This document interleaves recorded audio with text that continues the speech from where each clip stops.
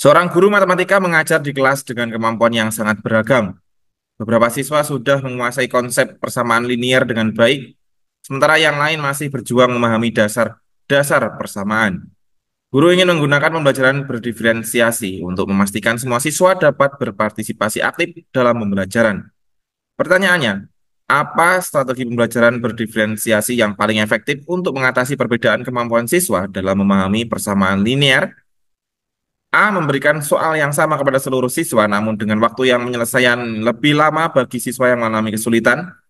B. Menyediakan lembar kerja yang sama kepada semua siswa, tetapi dengan pendampingan khusus bagi siswa yang lambat memahami.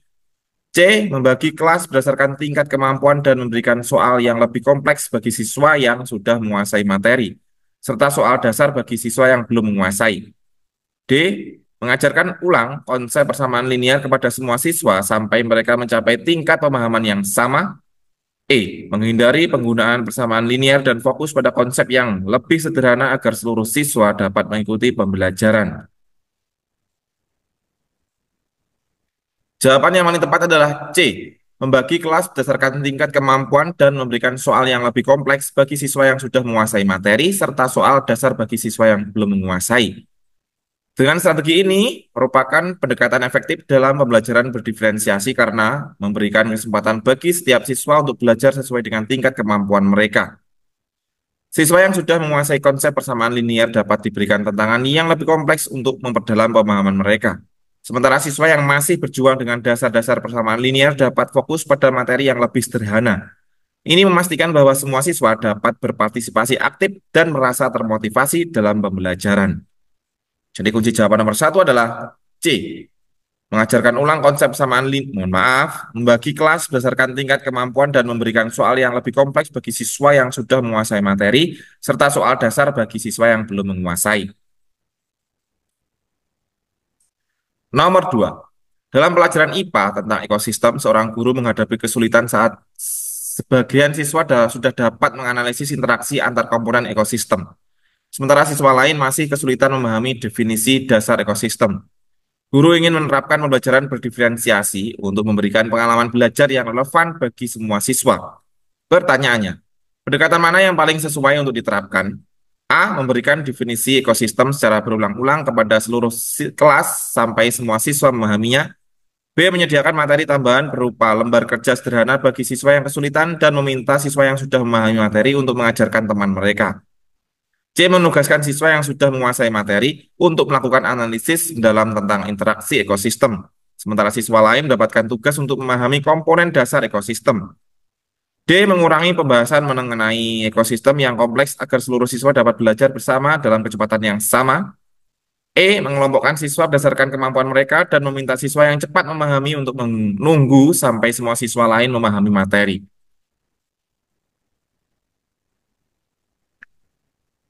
Jawaban yang paling tepat adalah C. Menugaskan siswa yang sudah menguasai materi untuk melakukan analisis mendalam tentang interaksi ekosistem.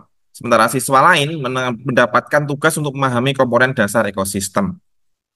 Alasannya, pendekatan ini memungkinkan guru untuk menerapkan pembelajaran berdiferensiasi dengan memberikan tugas yang sesuai dengan tingkat pemahaman masing-masing siswa. Siswa yang sudah memahami konsep dasar ekosistem dapat ditantang untuk melakukan analisis lebih dalam. Sementara siswa yang masih kesulitan dapat fokus pada penguasaan komponen dasar ekosistem. Dengan cara ini, setiap siswa tetap terlibat dalam pembelajaran dengan cara yang relevan dan sesuai dengan kemampuannya. Jadi kunci jawaban nomor 2 adalah C. Menugaskan siswa yang sudah menguasai materi untuk melakukan analisis mendalam tentang interaksi ekosistem, sementara siswa lain mendapatkan tugas untuk memahami komponen dasar ekosistem.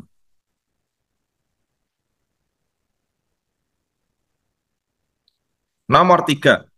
Dalam pelajaran sejarah, seorang guru ingin mengembangkan kemampuan berpikir kritis siswa dengan tugas analisis tentang perkembangan revolusi industri.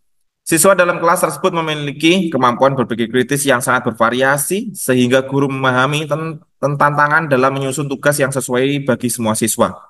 Pertanyaannya, bagaimana guru dapat merancang tugas yang tepat dalam pembelajaran berdiferensiasi untuk tugas analisis ini? A. Membagi siswa menjadi dua kelompok. Satu kelompok diberi tugas menganalisis dampak revolusi industri di seluruh dunia, sementara kelompok lainnya hanya mempelajari aspek revolusi industri di negara tertentu. B. Memberikan soal yang sama kepada seluruh siswa, tetapi dengan tenggat waktu yang lebih fleksibel bagi siswa yang lambat.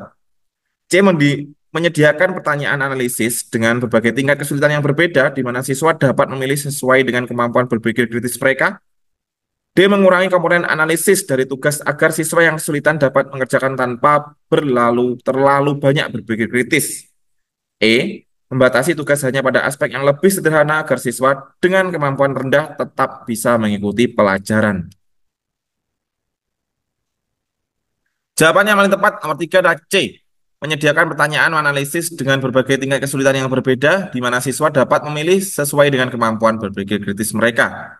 Alasannya, pendekatan ini memungkinkan guru untuk menerapkan pembelajaran berdiferensiasi secara efektif dengan menyediakan pertanyaan analisis yang bervariasi dalam tingkat kesulitan.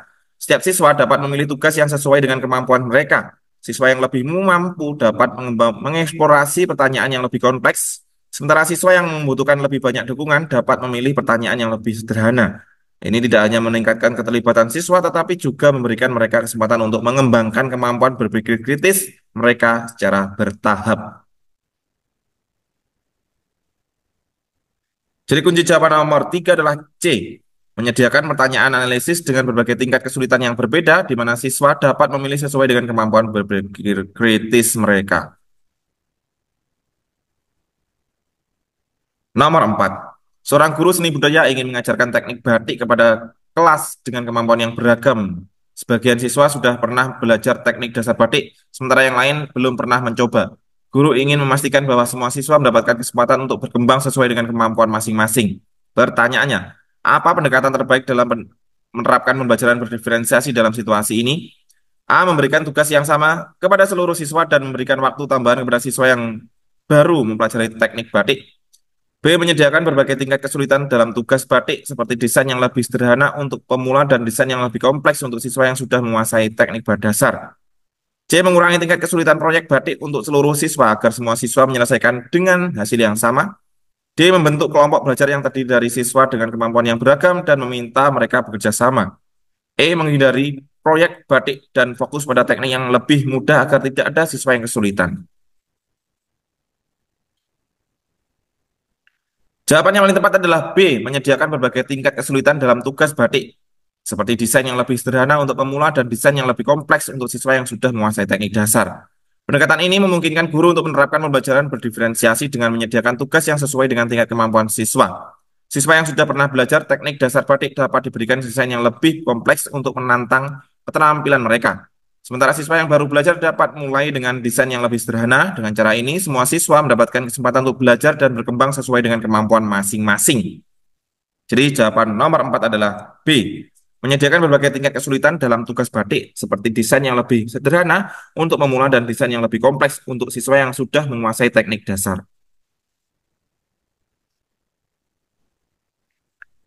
Nomor 5. Dalam pelajaran bahasa Indonesia, seorang guru ingin menerapkan pembelajaran berdiferensiasi saat mengajarkan cara menulis esai argumentatif.